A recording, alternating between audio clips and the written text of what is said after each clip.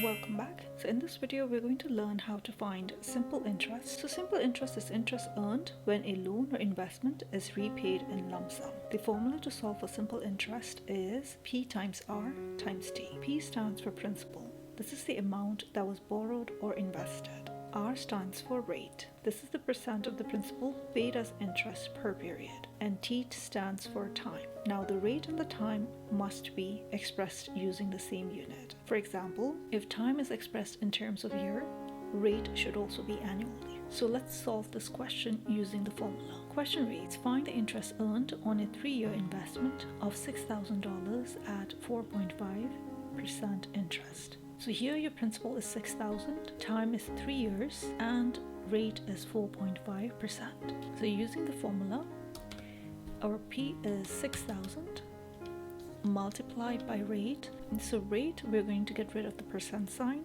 So 4.5% divided by 100 equals to 0.045. Multiplied by time, time here is 3.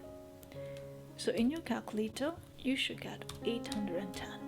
So 810 is the interest earned on this investment.